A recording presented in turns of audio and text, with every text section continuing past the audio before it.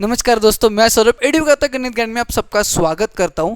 Exponents and powers का 5th lecture है और इस लेक्चर में हम लोग एक्सपोनेंट्स को सिंप्लीफाई करेंगे with the help of laws of exponents, यानी कि लॉज ऑफ एक्सपोनेंट्स को यूज तो करेंगे सिंप्लीफाई करने के लिए एक्सपोनेंट्स को।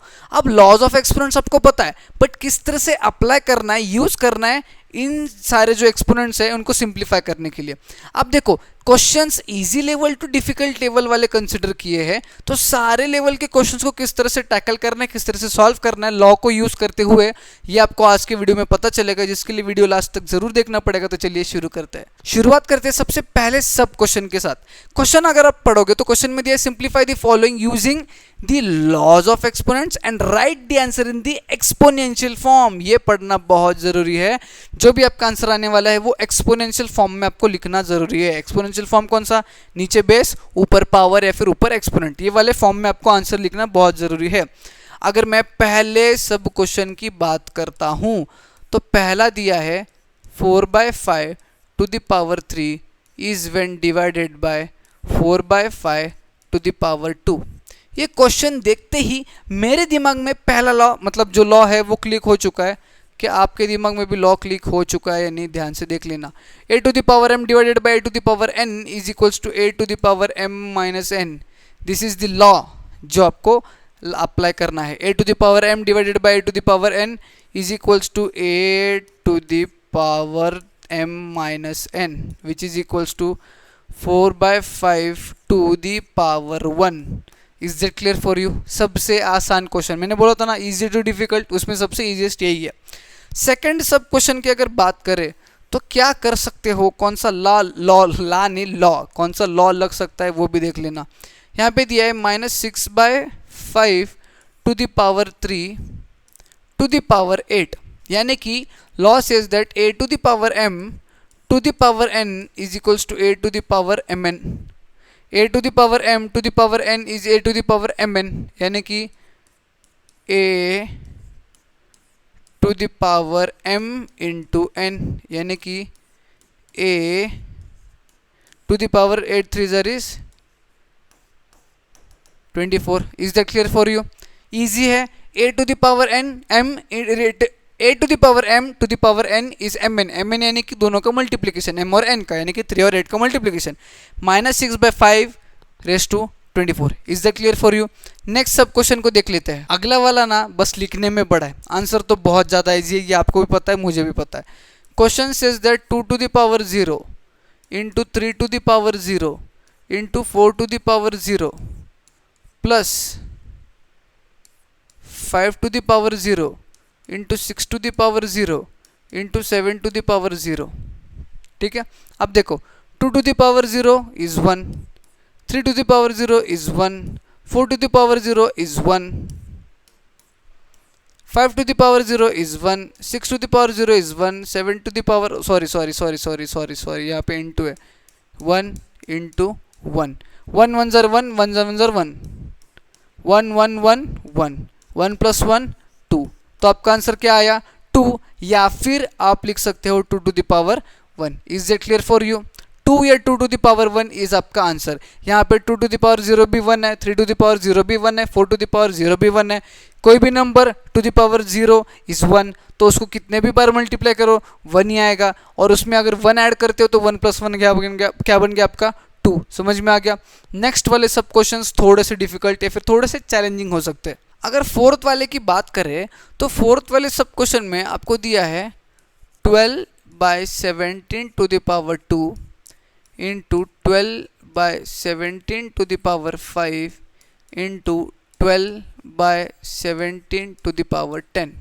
ध्यान से क्वेश्चन को देखोगे तो बेस तो सेम है, बस पावर अलग है, यानी कि a to the power m into a to the power n is equals to a to the power m plus n। Simply पहला law of exponent.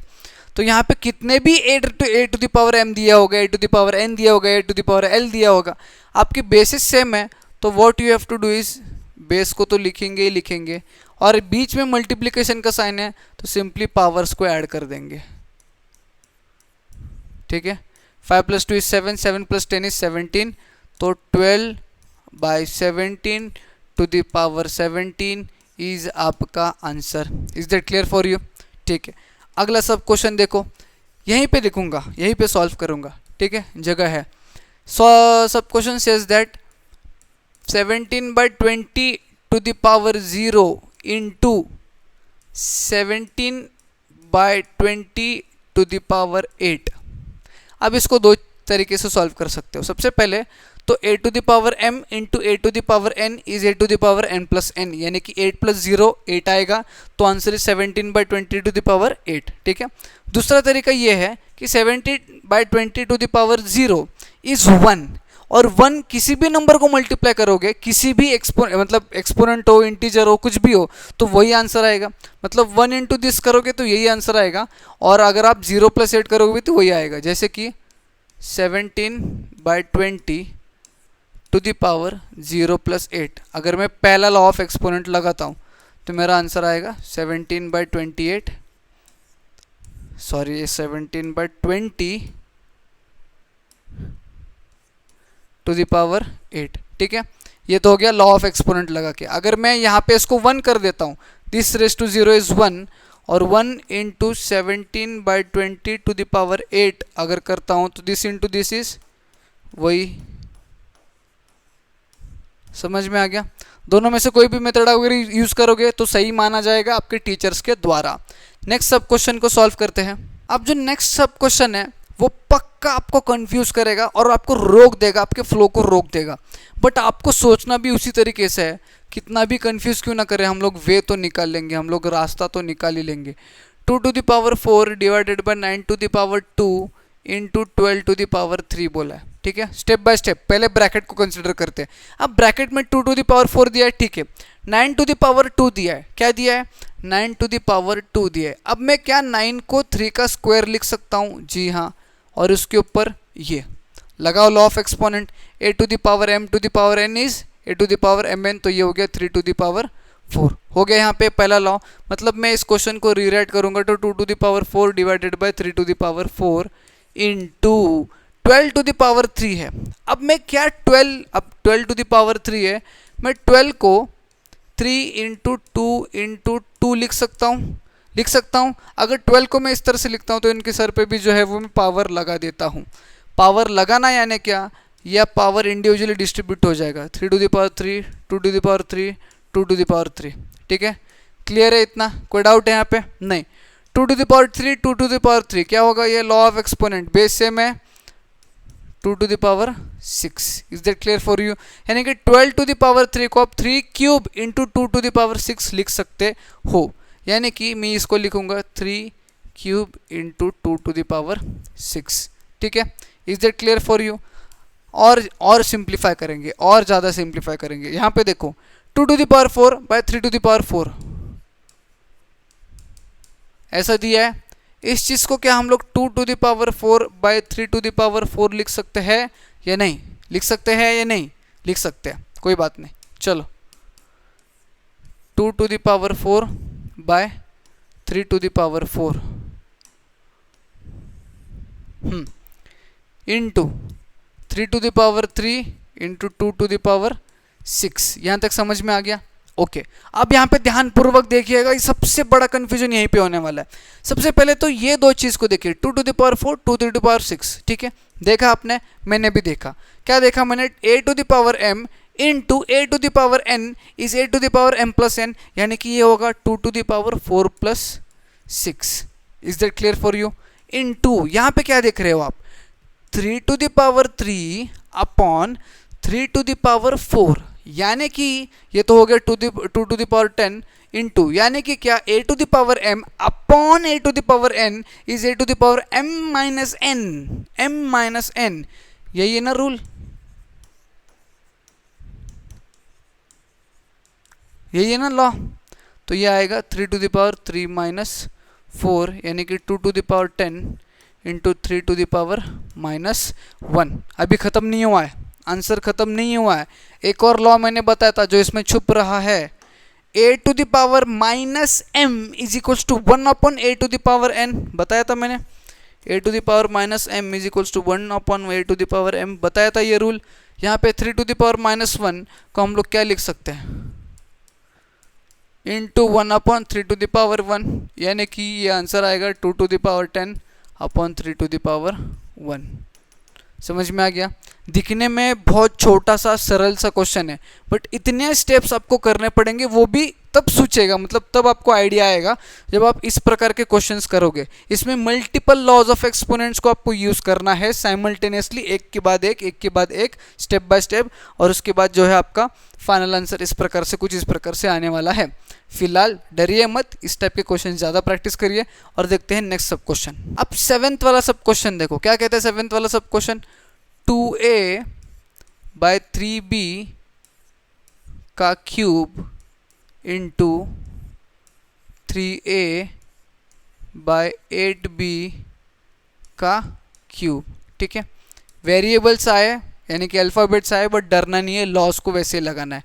a by b raise to m is a raise to m upon b raise to m। सही है, अगर दोनों के power में 3 है तो दोनों को इंडिविजुअली में 3 दे सकता हूँ ना। Okay, into a by b to the power m is equals to a to the power m upon b to the power m।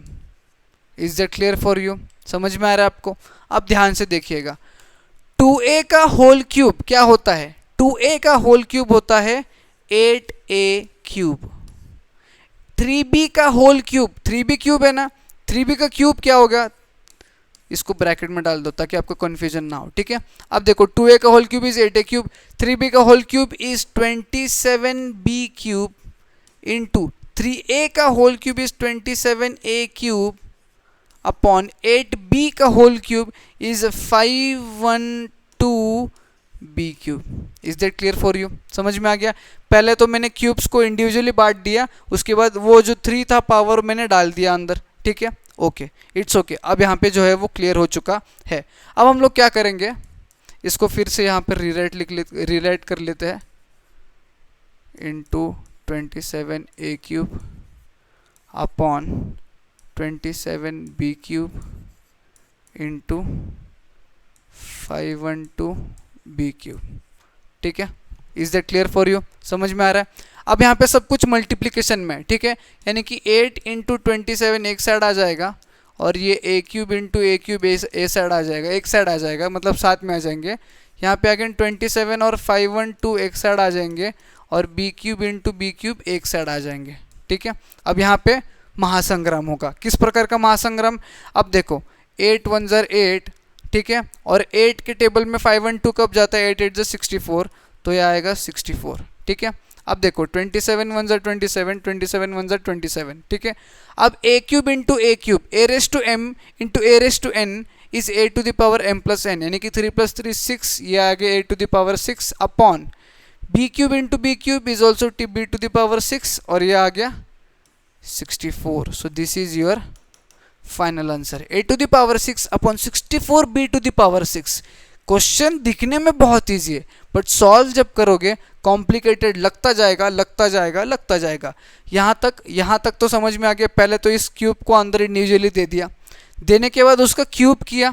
ठीक है, क्यूब करने के बाद नंबर अलग लिखे, वेरिएबल्स अलग लिखे, उसके बाद नंबर्स को सिंप्लीफाई किया, और वेरिएबल्स में जो है मैंने लॉज ऑफ एक्सपोनेंट्स को लगा दिया। लॉज ऑफ एक्सपोनेंट्स लगाने के बाद a/6 अपॉन b/6 आया, और यहाँ पे 1/64 था, उसको मैंने मल्टीप्लाई कर लिया। समझ में आ गया? दिखने में कॉम्प्लिकेटेड हो सकता है, बट आप लॉज को लगाते जाइए, सिंप्लीफाई करते जाइए, आंसर अपने आप आ जाएगा। आगे और क्वेश्चन, मैंने कहा था ना डिफिकल्ट लेवल के क्वेश्चन और आने वाले हैं। अगला क्वेश्चन क्या कहता है? 8th क्वेश्चन की अगर हम लोग बात करते हैं, 8th क्वेश्चन कहता है 4 स्क्वायर का स्क्वायर इंटू एक्स क्यूब का square upon 8x raise to 5 into x square का क्यूब।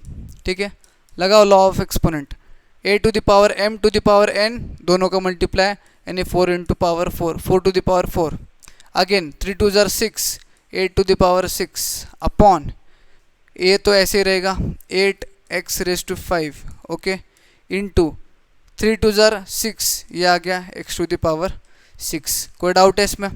कोई डाउट है इसमें? नहीं। अब देखो यहाँ पे क्या हो गया, x टू द पावर 6 1 ज़र कैंसल आउट हो गया, आंसर आया 4 to the power 4 upon 8x to the power 5। ठीक है, एक तो आप ये लिख सकते हो, या फिर आप क्या कर सकते हो, 4 को 2 का स्क्वायर लिख सकते हो। जी हाँ, लिख सकता हूँ। तो मैं क्या करूँगा, अगर 4 को 2 का स्क्वायर लिखता हूँ और उसके सर पे 4 है, और इस 8 को 2 का क्यूब अगर लिखता हूँ और यहाँ पे x⁵ है, ठीक है। अब देखो यहाँ पे क्या होगा, 4 2 ज़र 8, तो 2 to the power 8 upon 2 to the power 3 into x to the power 5। अब यहाँ पे ध्यान से देखिएगा, a to the power m upon a to the power n, यानी कि a to the power m minus n, यानी कि 2 to the power 8 minus 3 upon x⁵ यानी कि 2 to the power 5 upon x to the power 5। ये आपका answer है। या फिर आप इसको लिख सकते हो 2/x to the power 5। Question difficult होते जा रहे हैं, दिखने में छोटू सा, क्यूट सा, इजी सा लग सकता है, बट जैसे जैसे सॉल्व करते जाओगे विद द प्रैक्टिस आपके भी आंसर सही आएंगे।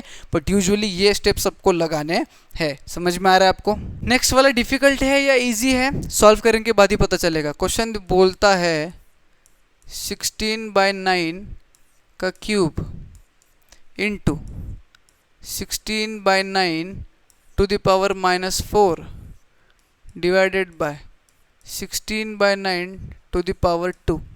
पहले तो a to the power m into a to the power n is a to the power m plus n, यानी कि यहाँ पे आएगा a to the power m plus n। n यहाँ पे माइनस है जिसको हमें भूलना नहीं है। यहाँ पे 16/9 का स्क्वायर भी आएगा। m plus n, 3 minus 4 is -1, तो ये आ जाएगा 16/9 to the power -1 divided by 16/9 to the power 2। a to the power m divided by a to the power n is equals to a to the power m minus n, यानी कि 16/9 to the power m minus n। Minus minus is plus, sign will be minus, 16/9 to the power -3। ये आपका final answer है। But या इसको हम लोग और सिंप्लीफाई कर सकते हैं, और ये क्या लिखेंगे, a to the power -m is equals to 1 upon a to the power m। ठीक है, तो मैं इसको लिखूंगा 1 अपॉन 16/9 टू द पावर 3, यानी कि ये हो जाएगा 9/16 to the power 3। Is that clear for you? यहाँ तक भी लिखोगे तब भी आपको पूरे मार्क्स मिलेंगे, ये भी कन्वर्ट करके लिखोगे तब भी पूरे मार्क्स मिलने वाले हैं। फिलहाल बढ़ते हैं नेक्स्ट सब क्वेश्चन की तरफ। 10th वाले क्वेश्चन में पावर में थोड़े से नेगेटिव दिए गए हैं, बट डरने की कोई बात नहीं है। 5 to the power -1 into 3 to the power -1 to the power -1 divided by 6 to the power -1, और ये पूरा का पूरा है इसके सर पे 2। ठीक है, कॉम्प्लिकेटेड हो सकता है, डरना नहीं है, स्टेप बाय स्टेप जाओ। पहले तो देखो 5 to the power -1 into 3 to the power -1 क्या हो सकता है, इसका कुछ हो सकता है क्या, देख लेते हैं कुछ हो सकता है क्या। सबसे पहले 5 to the power -1 is 1/5 into 3 to the power -1 is 1/3। ठीक है,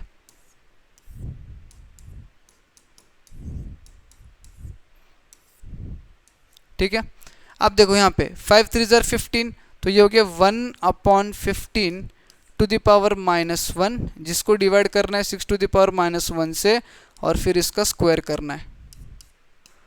अब 1/15 का -1 क्या होगा, यानी कि 1/15 टू द पावर -1 क्या होगा, उसका रेसिप्रोकल, क्योंकि आपका हमेशा a to the power -m का 1/a to the power m है, यानी कि रेसिप्रोकल हो रहा है पावर प्लस करने के लिए, यानी कि इसका पावर प्लस करने के लिए 15 हो जाएगा।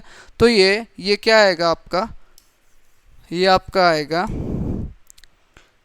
15 divided by 6 to the power -1 square. समझ में आ गया, समझ में आ गया। a to the power -m को 1/a to the power m, यानी कि 15 डिवाइडेड बाय 1/6 का square. Is that clear for you? यानी कि अब डिवाइडेड बाय 1/6 है, तो ये क्या हो जाएगा, मल्टीप्लाई, रेसिप्रोकल करना है, इसको मल्टीप्लिकेशन में कन्वर्ट करना है, तो इसका रेसिप्रोकल करना पड़ेगा। 15 6 ज़र कितना 90 और उसके सर पे क्या आएगा square. This is your final answer. Exponential form में आपको रखना था इसलिए मैंने एक्सपोनेंशियल फॉर्म में रखा। बट देखो क्वेश्चन दिख कैसे रहा था और एंड किस तरह से हो रहा है, हर एक चीज में लॉ छुपा है। a to the power minus M, a to the power minus M, इसका to the power minus M, यहाँ पे भी माइनस एम। तो सारे चीज़ आपको रेसिप्रोकल करते जा रहे थे, मतलब हम लोग कर रहे थे। और उसके बाद में जो स्क्वायर था उसको उसी तरह से रखा। वाई बिकॉज हमें एक्सपोनेंशियल फॉर्म में रखना ज़रूरी है। Is that clear for you? आखिरी क्वेश्चन आई थिंक सो रहने वाला है जिसमें हमको लॉ यूज़ करके सिंप्लीफाई करना है। देखते हैं आखिरी क्वेश्चन ईजी है या डिफिकल्ट है। देखो क्वेश्चन इजी है या डिफिकल्ट है ये सॉल्व करने के बाद ही पता चलेगा। फिलहाल क्वेश्चन को लिखते हैं और सॉल्व करने की प्रक्रिया जो है वो स्टार्ट कर देते हैं। -1/3 का पावर -3 इंटू 1/2 का पावर -2 डिवाइडेड बाय 1/4 का पावर 2। ठीक है, कॉम्प्लिकेटेड हो सकता है। a to the power minus m कितना आएगा 1/a to the power m, यहाँ पर भी 1/a to the power m divided by, इसको एज इट इज़ रख लेते, कोई प्रॉब्लम नहीं है। ठीक है, अब यहाँ पे देखो ये नीचे का डिनोमिनेटर ऊपर जाएगा तो ये हो जाएगा आपका -3 का क्यूब इंटू 2 का स्क्वायर डिवाइडेड बाय 1/4 का square. Is that clear for you? Division हटाना है, मल्टीप्लिकेशन अगर लाना है तो क्या कर सकते हैं, रेसिप्रोकल करेंगे, यानी कि -3 का क्यूब इंटू 2 का स्क्वायर, और इस डिवीजन को हटा के मल्टीप्लिकेशन, और इस चीज़ का उल्टा 4/1 का स्क्वायर, यानी कि 4 का स्क्वायर। 1 का स्क्वायर तो 1 ही होता है। ठीक है, 4 के स्क्वायर को मैं लिखूंगा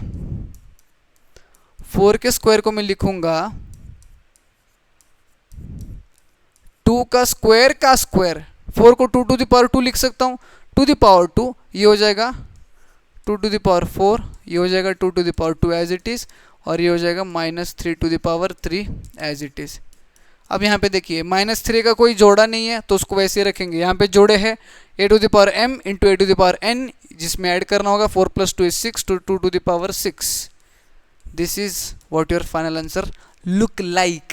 कैसे जा रहा है? डिफिकल्ट लग रहा है, मतलब इजी लग रहा है? डिफिकल्ट लगेगा, वाई बिकॉज अगर आपने पहले बार इस टाइप के क्वेश्चन को फेस किया होगा तो।